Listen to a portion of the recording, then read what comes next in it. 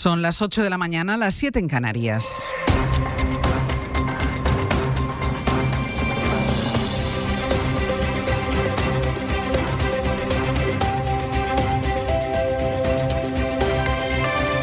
En la cadena SER, Hoy por Hoy, con Ángeles Barceló. Hola, muy buenos días. Después de tantas amenazas, en teoría esta semana va a llegar la hora de la verdad. El miércoles será eso que Donald Trump ha llamado el Día de la Liberación y que se traduce en aranceles para todo el mundo, aunque con ellos vayan a remover la economía global y el mapa de las alianzas políticas. Más allá de encarecer los precios, las decisiones de Trump impactan ya sobre empresas concretas, entre ellas una de las empresas españolas más importantes, Repsol, a quien la Casa Blanca ha retirado el permiso para extraer petróleo de Venezuela. De hecho, Trump amenaza con más tasas para los países que compren petróleo de Venezuela. Washington aprieta así a Nicolás Maduro, pero lo está haciendo a través de importantes empresas petrolíferas, no solo españolas, también de Estados Unidos, de Italia y en el caso de nuestro país, a través de esa empresa, Repsol, que tiene en Venezuela inversiones millonarias desde hace mucho tiempo. Ocurre que esta madrugada el gobierno venezolano ha respondido, ha dicho que las empresas internacionales no requieren licencia ni autorización de ningún país extranjero y que Venezuela ni reconoce ni aplica ninguna autoridad en los Estados Unidos para decidir sobre sus negocios. Sastre, buenos días. Buenos días, Barceló. Y esa batalla, en todo caso, que tiene a Repsol de por medio y que sacude la economía este lunes, es la que ilustra muy bien cómo estamos empezando la semana, pendientes de que los aranceles de pasado mañana nos sitúen ya en una nueva etapa. Y de eso también ha hablado Trump hace apenas unas horas a bordo del avión presidencial. Ha dicho que es un honor que nos respeten otra vez, decía, para justificar sus tasas. Y dice de ellas, de los aranceles, que son justos porque el mundo les ha estado estafando todos estos años. Corresponsal en Washington, Sara Canals. Sí, será este miércoles, el 2 de abril, cuando la Casa Blanca anuncie estos aranceles recíprocos a los países que Donald Trump considera que mantienen una relación comercial desigual con Estados Unidos, y un día que Trump ha bautizado como el Día de la Liberación. Su equipo, de hecho, lleva semanas diseñándolos y analizando los distintos acuerdos comerciales país por país. Pero paralelamente, en estas últimas semanas, Trump ha seguido con su ofensiva arancelaria, como los gravámenes del 25% a todos los coches extranjeros, que anunció esta semana pasada, una medida que, según la mayoría de expertos, encarecerá el precio de los coches aquí en Estados Unidos, aunque Donald Trump aseguraba ayer en una llamada que esto no le podría importar menos porque a la larga incentivará la producción de coches estadounidenses. Ayer su director del Consejo Económico Nacional, Kevin Hassett, no negaba los posibles altibajos que generarán los inminentes aranceles, pero a la vez mostraba una fe ciega en Donald Trump, asegurando que la edad de oro está por llegar y que los que lo dudan se van a dar cuenta de que estaban equivocados. Trump anuncia las medidas contra Repsol en una entrevista que concedió a la NBC que ha dado para mucho. Trump no ha descartado presentarse a un tercer mandato, aunque la Constitución impide sumar más de 2 legislaturas, pero Trump sostiene que hay métodos para conseguirlo y también ha dicho que está muy enfadado con Vladimir Putin porque da largas a un acuerdo de paz en Ucrania. De eso, de la posibilidad del alto el fuego allí, se va a hablar esta mañana en Madrid, que acoge una importante cumbre de ministros exteriores de lo que se ha llamado el Grupo G5+. Lo forman Francia, Alemania, Italia, Polonia, España, Reino Unido y han invitado también a Ucrania. Estarán los ministros de Exteriores de esos países junto con la alta representante de la Unión, Kaja Kallas, y el comisario europeo de Defensa para consolidar el apoyo de la Unión a Kiev y también para hablar del plan de rearme europeo. Hay otra cita muy destacada en la crónica internacional de esta mañana y que nos lleva en directo hasta París. Corresponsal Vicens Batalla, buenos días. Hola, buenos días, Ángeles. Porque dentro de un par de horas la justicia va a dar a conocer la sentencia que puede condenar a inhabilitación inmediata a la líder de la ultraderecha, Marine Le Pen, lo que supondría un auténtico terremoto en Francia. Ha sido juzgada por desviar a su partido los fondos europeos que, en teoría, tenían que ser para pagar a asesores. Sí, hay una máxima expectación aquí en el Tribunal de Justicia de París para esta sentencia. Las televisiones francesas ya están frente al juzgado retransmitiendo sus informaciones. A Marine Le Pen, si se siguen las peticiones de la Fiscalía, la pueden condenar no solo a 2 años de cárcel firme, sino a una inhabilitación política de 5 años que se pide inmediata. Es decir, que aunque la líder ultraderechista apele, automáticamente ya no se podía presentar a unas próximas elecciones, en este caso las presidenciales de 2027, pero tampoco si se volvieran a producir unas legislativas anticipadas. Según la jurisprudencia francesa, no perdería su actual escaño de diputada, pero no lo podría repetir. Junto a ella se dictará sentencia contra otros 24 miembros y asesores del antiguo Frente Nacional. El veredicto se empieza a leer a las 10 y el anuncio de penas debe saberse a primera hora de la tarde. Pues Vicent, volveré contigo en El Abierto. Hasta ahora. Hasta ahora, Ángels. Aquí en España de la política no hay pleno en el Congreso esta semana. Lo que sí tenemos de momento es la resaca política de un fin de semana que la verdad ha tenido mucha cosa. Interparlamentaria del PP con mensaje de Feijóo a su partido para que aguante ahora porque cree el líder de la oposición que al gobierno apenas le quedan 4 días. O se somete a las Cortes o se somete a las urnas. Pero no es posible seguir con la decadencia democrática del Estado de Derecho, de las libertades y de la dignidad de una nación. Pero ¿qué república bananera cree que somos? Y la respuesta del gobierno de María Jesús Montero. ¿Sabéis por qué Feijóo pide elecciones cada día? Para que su liderazgo siga al frente del Partido Popular. Que no se plantee relevo porque las elecciones están a la vuelta de la esquina. Pues le quiero decir que no, que vamos a agotar la legislatura y que si quieren hacer cambios en el Partido Popular tienen por delante casi 3 años para poder desarrollarlo. El PP celebró su reunión en Sevilla horas después de una nueva marcha en las calles de Valencia contra Carlos Mazón, aunque ese tema no apareció en los discursos que los dirigentes del partido decidieron centrar contra Pedro Sánchez, a quien Cuca Gamarra llegó a llamar pequeño dictador. David Junquera, buenos días. Hola Ángels, buenos días. Feijóo sopla su tercera vela al frente del PP, de nuevo como al comienzo en Sevilla y de nuevo como el verano del 2023, creyendo que la Moncloa está más cerca. La ausencia de presupuestos, la encrucijada de la defensa hacen pensar a los populares en elecciones. No sabemos cuánto va a durar esta legislatura. Esta vez la pongan el 2 de agosto, el 5 de agosto, el 8 de agosto, vamos a estar preparados. Vamos a estar preparados. Esta vez no va a colar.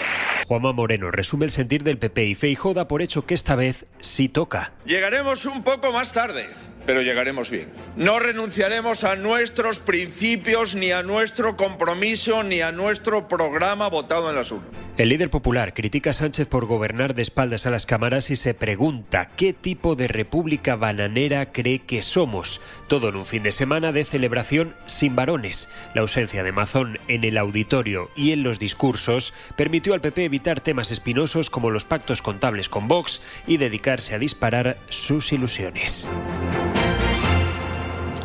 Y el otro titular político del fin de semana lo ha protagonizado Sumar. Josué Coello, buenos días. ¿Qué tal, Ángels? Buenos días. Que se ha convertido en partido político tendiendo la mano a acuerdos incluso con Podemos. Sí, ha querido Sumar ahuyentar las dudas del proyecto lanzando un clásico mensaje de la izquierda, el de la unidad.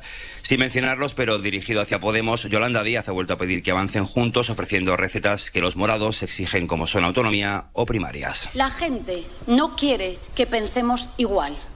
Somos maravillosas, siendo más verdes, más feministas, más pacifistas, más laboristas, más diversas, más comprensivas, pero la gente lo que quiere es que caminemos juntas. Pasa que Podemos ahora mismo no comparte esta idea. En público, el mensaje oficial de la formación es que no es momento de valorar estas propuestas. En privado, reconocen que es casi imposible porque los puentes siguen rotos. Y mientras tanto, los morados presentarán hoy su futura dirección, encabezada por Yone Belarra, que en este momento Ángels no apuesta por Sumar como compañero de viaje. Josué, gracias. Hasta ahora. Y la política se completa con la despedida de Andoni Ortúzar y la llegada de Aitor Esteban a la presidencia del PNV. Esteban con este mensaje. En un momento en que las autocracias ponen en cuestión los principios democráticos y algunas democracias occidentales viran hacia el autoritarismo, para el PNV lo primero serán siempre la democracia y los derechos humanos. Incluso por encima de nuestro ideal nacionalista. No hay patria que valga la negación de derechos humanos. Y ahora damos los buenos días a Páramo. Bueno, pues yo también. Buenos días a todos. ¿Qué tal? Mira, ¿eres de los que el fin de semana te gusta cocinar para toda la semana? Bueno, pues preparas ese cocido montañés, el ceviche, el pollo al horno, el caldo con huesos. Venga, pues necesitas el plan ahorro automático de Iberdrola, porque identifica automáticamente tus 2 días de mayor consumo cada semana. ¿Y qué hace? Pues les aplica un 50% de descuento. Y así puedes ahorrar automáticamente los 2 días que haces esos tupper. Plan ahorro automático de Iberdrola. Infórmate en el 924 24 24 o en iberdrola.es.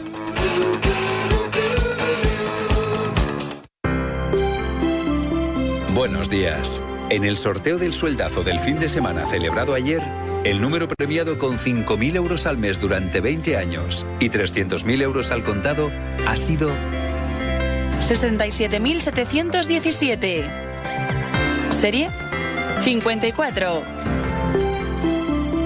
Asimismo, otros 4 números y series han obtenido cada uno de ellos un sueldazo de 2.000 euros al mes durante 10 años. Puedes consultarlos en juegos11.es. Hoy, como cada día, hay un vendedor muy cerca de ti repartiendo ilusión. Disfruta del día. Y ya sabes, a todos los que jugáis a la 11, bien jugado.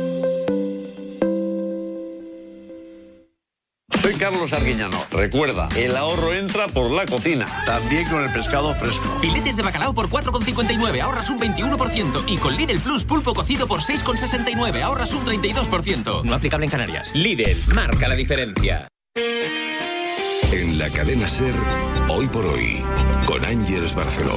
El Ministerio de Igualdad se plantea promover un cambio en la ley con el que dicen que podrían impedir que pasara de nuevo lo que pasó con el libro de José Bretón, por el que nadie consultó a la madre de los niños asesinados. Lo que no concretan es la manera en la que un libro o el testimonio del agresor se notifica a sus víctimas y los efectos y cauces jurídicos que eso puede tener. Mariola Lurido. Igualdad está analizando jurídicamente varias vías, según ha podido saber la cadena SER, o bien a través del Pacto de Estado contra la Violencia de Género o con el artículo 544 de la Ley de Enjuiciamiento Criminal que regula la orden de protección de las víctimas. La ministra Ana Redondo ya apuntó el viernes en Hora 25. Se necesita una regulación más profusa y que ponga todos estos temas también sobre la mesa y lo regulemos mejor, porque desde luego aquí la víctima sigue sufriendo y esa revictimización en una situación tan terrible como la que está viviendo Ruth Ortiz. Ana Redondo espera que la justicia paralice definitivamente el libro sobre Bretón. También el defensor del pueblo, Ángel Gabilondo. Tenemos que pensar en Ruth Ortiz. Hay ahora, como saben, una decisión de la editorial, pero es una decisión por ahora provisional. La orden de protección obliga a informar permanentemente a la víctima de la situación del agresor, incluida la penitenciaria. Esta mañana les hemos contado que el Ministerio de Justicia ha enviado ya al Poder Judicial su borrador de Real Decreto que contempla ampliar con 53 nuevos puestos los juzgados de violencia machista antes de que acabe el año para reforzar estas plazas y evitar que estos juzgados colapsen cuando tengan que ocuparse también desde octubre de los delitos sexuales.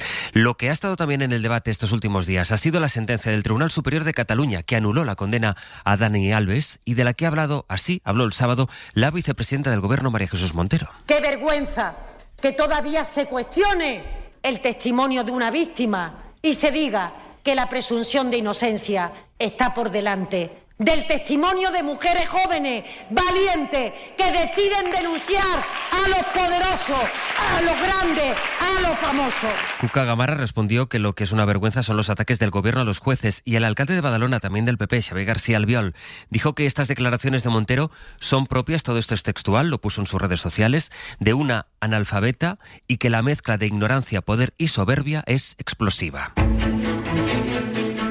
Y hoy acaba el mes de marzo y acaba preguntándose qué va a pasar con el Euribor, el índice de referencia de las hipotecas, que venía de bajar en una tendencia bastante consolidada y ahora con tanto movimiento económico global es más difícil de prever. Dicen los expertos que el indicador va camino de quedarse quieto, sin bajar o sin bajar al menos al ritmo al que lo venía haciendo.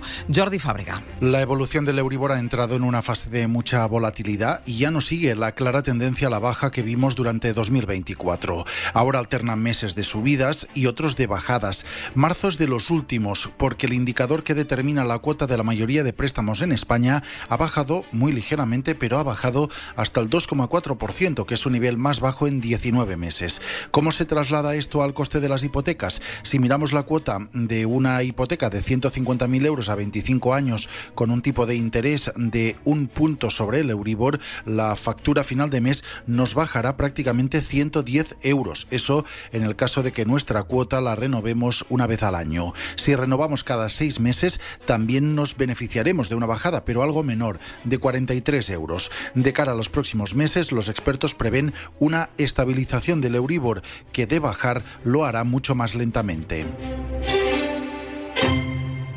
Si buscas hipoteca, poder elegir es tu poder. Puedes elegir buscar en el bancodelesquina.com, en ese banco tan simpático.com o en ese banco tan grande.com. Y después puedes entrar en bancosabadell.com, simular tu hipoteca en solo un minuto y descubrir cuál es la que mejor se adapta a ti. Banco Sabadell, encantados de competir. Oye, que como el niño se va a trabajar a Londres, cógele algo en la charcutería del Corte Inglés, anda. No vaya a pasar hambre. Unas cuñas de queso, un buen lomo y jamón del bueno, de bellota. Que no se le olvide que como aquí no se come en ningún sitio. Supercor, Hipercor y Supermercado El Corte Inglés. ¿Qué necesitas hoy? Y hasta el 12 de febrero con hasta 25 euros de regalo con tus compras de charcutería. Detrás de las loterías de la ONCE hay miles de personas orgullosas de su trabajo y de la labor que hacen. Como Roberto. En mi vida hay un antes y un después desde que empecé a trabajar como vendedor de la ONCE. Me encanta mi trabajo. Me siento muy orgulloso. Si tú también quieres formar parte del equipo de vendedores de la ONCE y buscas estabilidad laboral y económica, infórmate en 11.es o en el teléfono 91 299 6808. Solo necesitas el certificado de discapacidad y ganas de avanzar. Ven al Grupo Social 11. Tu futuro comienza aquí. Bodegas Los Llanos, una de las más antiguas y con más tradición de Valdepeñas. En su cueva subterránea, la más grande de nuestro país, descansa el vino Señorío de los Llanos. Un vino único, un auténtico crianza. Señorío de los Llanos, un vino con señorío. Imagina despertar con el sonido del mar. Imagina no saber qué día de la semana es. Mejor que imaginarlo es hacerlo. Con Tour Mundial y Viajes El Corte Inglés, haz tu verano realidad. Viaja al Caribe desde 899 euros con Fastpack y consigue hasta 500 euros en cupón regalo del Corte Inglés. Consulta condiciones. Hoy por hoy, Ángeles Barceló. El sábado que viene se ha convocado una nueva manifestación contra el encarecimiento de los precios de la vivienda, que es un fenómeno que puede verse sobre todo en las grandes ciudades. En plena crisis por el acceso a la vivienda, los pisos ocupados se están convirtiendo en un atractivo para conseguir comprar una vivienda. Se estima que en España hay más de 20.000 pisos ocupados en venta por debajo de su precio de mercado. 9.000 están en Cataluña y cada vez atraen a más pequeños inversores, no solo a grandes fondos, que están dispuestos a asumir los riesgos que conlleva a cambio de un precio mucho más barato. Radio Barcelona, Paul Valero. Un piso ocupado en Barcelona se puede llegar a comprar hasta por un tercio de su valor real de mercado, según un estudio de pisos.com. Esto da margen a los inversores para hacer frente a las reformas necesarias, a los procesos judiciales o para pagar a los inquilinos para convencerles de que se vayan. Es muy fácil de solventar este problema, porque es un tema estrictamente de dinero. Por lo tanto, solventar este problema estamos cómodos en mantener estas conversaciones, encontrar unos importes razonables y unos plazos razonables para poder poner de nuevo esa vivienda en el mercado. Es Albert Costa, director general de HS Inmuebles, una empresa que compra este tipo de activos a propietarios que no quieren hacerse cargo de un piso ocupado o a grandes fondos de inversión que se quedaron los inmuebles en ejecuciones hipotecarias durante la crisis. Del exterior, los equipos de emergencia siguen con las labores de rescate en Myanmar después del terremoto del viernes, que ha dejado de momento cerca de 1.700 muertos y más de 3.400 heridos. Según el último balance publicado por el gobierno militar, hay todavía alrededor de 300 desaparecidos. El país, bajo un régimen militar, está en plena guerra civil y esto dificulta la llegada de ayuda y las labores de rescate. De hecho, han seguido los ataques de la Junta Militar birmana contra los rebeldes, que denuncian que el ejército, de hecho, les ha llegado a bombardear 11 veces desde que sucedió el seísmo. Pablo Morán, buenos días. Buenos días. Los equipos de rescate en Myanmar han seguido trabajando por tercera noche consecutiva en su particular lucha contra reloj en busca de supervivientes entre los escombros. En algunos casos con éxito, como el de esta mujer rescatada más de 60 horas después de entre las ruinas de un hotel en la ciudad de Mandalay, próxima al epicentro y de difícil acceso todavía por la destrucción del seísmo y los cortes en las comunicaciones.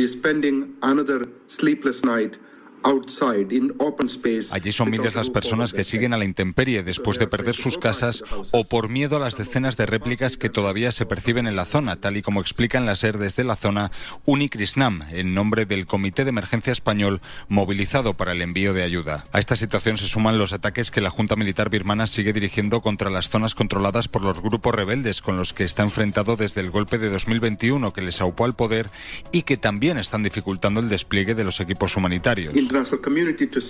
Eso a pesar de la necesidad de la llegada de más ayuda, como acredita este portavoz, que hace un llamamiento a que España se sume al esfuerzo. Y ha sido un fin de semana trágico en las carreteras españolas, con varios accidentes mortales, entre ellos el que se produjo anoche en Astudillo, en Palencia. Volcó el coche en el que viajaba una familia, ha muerto la madre de 38 años y 2 de sus hijos de 8 meses y de 5 años. El padre de 40 está herido, como también lo está otro de los hijos, un niño de apenas 13 años. Y en 10 minutos el abierto. Hoy el análisis junto a Lisa de la Nuez, Antón Losada y Josep Ramoneda. Pues son ya las 8:20 de la mañana, las 7:20 en Canarias.